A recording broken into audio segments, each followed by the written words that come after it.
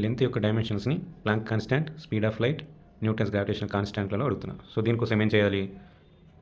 L is proportional to H power P C Q G R అని తీసుకోవాలి. PQR అనే విధంగా తీసుకోవాలి. So here H is Planck constant, C is speed of light and G is Newton's gravitational constant. So దీని నుంచి proportionality తీసేస్తే ఒక constant తీసుకోవాలి. కాన్స్టాంట్కి కే అని తీసుకోండి. P C Q G R. L యొక్క డైమెన్షన్స్ రాసుకోవాలి. M naught L T naught. Constant dimensions ఏముండవు కాబట్టి అండ్ ప్లాంక్ కాన్స్టాంట్ డైమెన్షన్స్ రాసుకోవాలి. M L2 T-1 P and C dimensions L T-1 Q and gravitational constant dimensions M-1 L3 T⁻² R. So దీని నుంచి మళ్ళీ సపరేట్గా రాసుకోవాలి. MLTకి M power P L power 2P T⁻⁻P and L power Q T⁻⁻Q M power -R L power 3R T⁻⁻2R. Next step M పవర్స్ని L పవర్స్ని T పవర్స్ని compare చేసుకోవాలి. సో ఇక్కడ M పవర్ ఏమేమి ఉన్నాయి మొత్తం యాడ్ చేసుకోవాలి.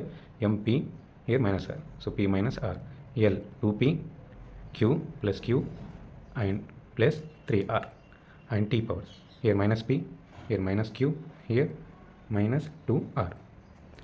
సో ఈ పవర్స్ని ఈక్వల్ చేసుకోవాలి. M powers P - R here 0, దీని ఈక్వేషన్ 1 అనుకోండి. L powers here 2P plus Q plus 3R equals to here M power లేదంటే ఇక్కడ 1 ఉన్నట్టే కాబట్టి 1 తీసుకోండి. 2 అండ్ T పవర్స్ని ఈక్వేట్ చేసుకోండి. -P -Q -2R equals to 0. ఇది థర్డ్ ఈక్వేషన్. సో ఈక్వేషన్ వచ్చి ఏం రాసుకోవచ్చు? P ఈక్వల్స్ టు R అని రాసుకోవచ్చు. సో ఈ P ఈక్వల్స్ టు Rని ఏ ఈక్వేషన్లో సబ్స్టిట్యూట్ చేస్తారు? థర్డ్ ఈక్వేషన్లో సబ్స్టిట్యూట్ చేస్తే అప్పుడు ఈక్వేషన్ ఏ విధంగా మారిపోతుంది? P ప్లేస్లో R తీసుకుంటే ఏమవుతుంది? -R -Q -2R equals to 0. దీని నుంచి Q R వచ్చే సైడ్ వెళ్తే ప్లస్ అవుతుంది. ఇక్కడ -R -2R becomes -3R. So Q equals ఏమొచ్చింది? -3R. అండ్ ఈ Q ఈక్వల్స్ టు -3Rని ఏ ఈక్వేషన్లో సబ్స్టిట్యూట్ చేస్తారు? సెకండ్ ఈక్వేషన్లో సబ్స్టిట్యూట్ చేస్తే ఇక్కడ Q ప్లస్లో ఏం తీసుకోవాలి? -3R తీసుకోవాలి. So 2P -3R plus 3R equals to 1. 3R 3R get cancel and 2P equals to 1. దీని నుంచి ఏం రాసుకోవచ్చు? P equals to 1/2 and also R equals to 1/2. Why? Because P equals to R. Next,